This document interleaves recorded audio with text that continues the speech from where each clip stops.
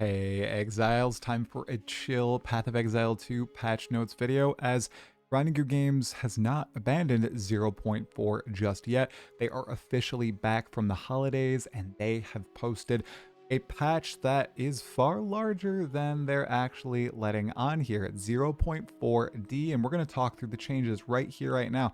They're quite substantial, and they're not just bug fixes, they are changes to the way the temple works, and there are some pretty severe bug fixes in there as well. We're going to go through, look at the important stuff. Make sure if you like these sort of chill vids, like the video and subscribe to the channel, everybody. Okay, so it's coming this week, probably tomorrow or the day after that. We have some temple changes to start out. First of all, now if you die versus Atziri or the Architect, you will respawn in the boss fight and you need to start from the beginning. The rest of your temple will be ripped. You will get to redo the boss fight just like you can with the Arbiter of Ash. It's not 100% clear on if you get 100 attempts, or sorry, unlimited attempts like you do with other tier 1 or base content, but I'm guessing that's how it works.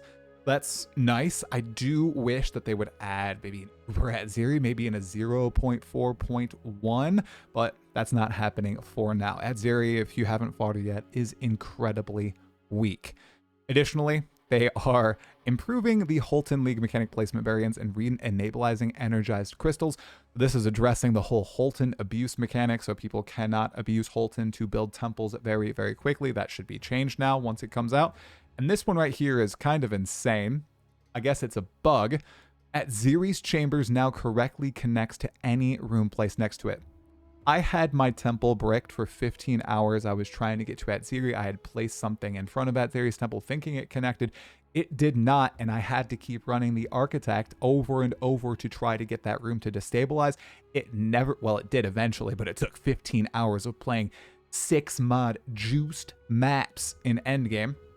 Now, any room connects to Atziri's temple. That is a buff. You will be able to get to Atziri far, far quicker now. Kind of insane. I'm kind of excited. I think a lot of the uniques are going to go down in price right now. There are some crazy uniques that drop from her, especially the armor, that are going to be far less costly now. There's also this change right here. The temple now requires a minimum of 1 room placed each run before opening.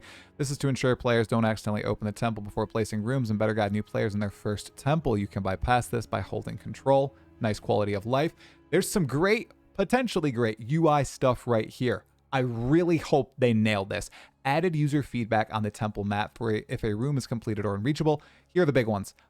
Updated the information on rooms when hovered in the temple map to show possible upgrades, and then added description text to Atziri's chambers to clarify how to unlock the room. There's so much confusion, especially this line right here, around how you upgrade rooms, how you continue to improve them. And if they are adding a little hover where it says, this room upgrades X room, Y room, and Z room, that will just be great. Not all of us have incredible memories.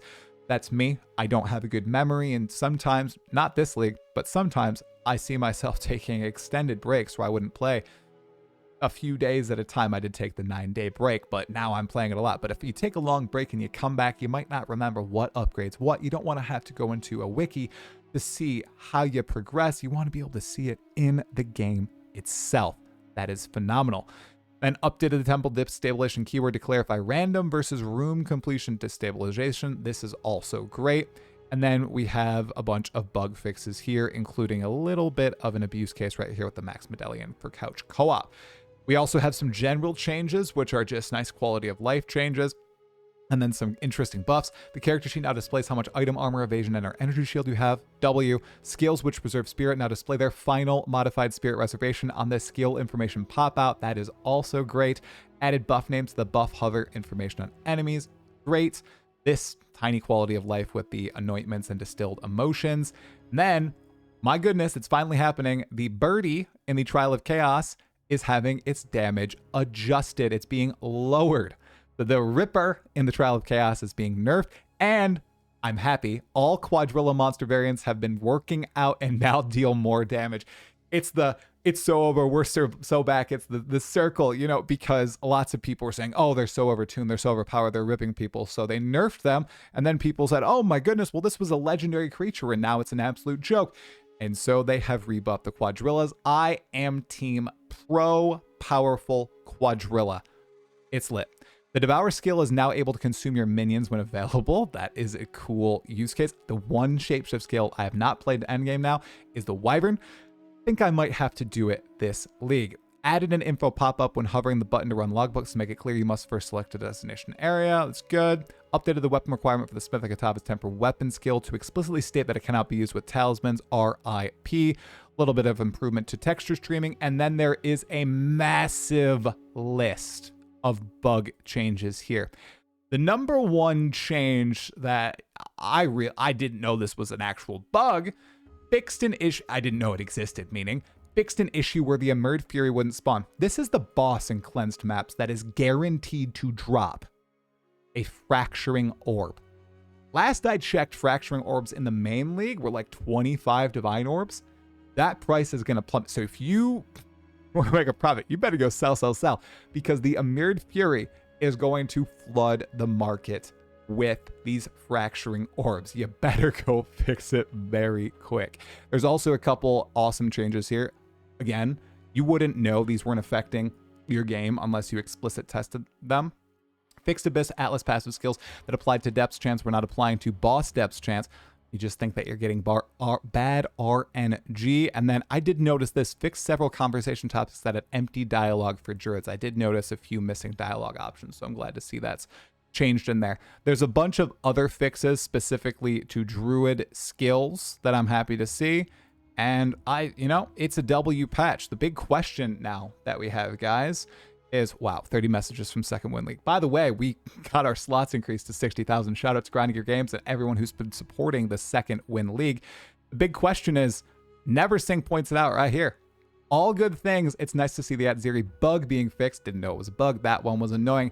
I wonder if 04 will get a 041 content patch, maybe with a couple new rooms and maybe a few new Val uniques to spice up the meta. Very possible that it happens, although with the announcement that Grinding Your Games is aiming for early March for the Path of Exile 1 League, I see them shifting gears imminently to make sure that expansion is good to go, even though we have recently learned that PoE 1 now has a smaller, dedicated team to it. There's not just people swapping between the games now. There's a small group of people working on that game 24/7, or as long as people are allowed to work in New Zealand. So guys, I'm still playing a ton of the patch. I got a podcast with Snoo in just a few minutes here. Thought I'd record a little patch note video. I had a video come out earlier today, a video essay, the first in a while, on why I don't think PoE 2 is going to kill PoE 1, but PoE 2 will receive the bulk of the updates in the future. Go check that out if you haven't already, or if you're watching this right now and you're ready for some PoE 2 gameplay in Second Wind and a podcast, come check me out. I am live. Thanks so much for tuning in, everybody. This has been a patch note video, the first I've done in literally 4 months. Hope you enjoyed it. I'll talk to you later. Peace. Stay sane. Have fun.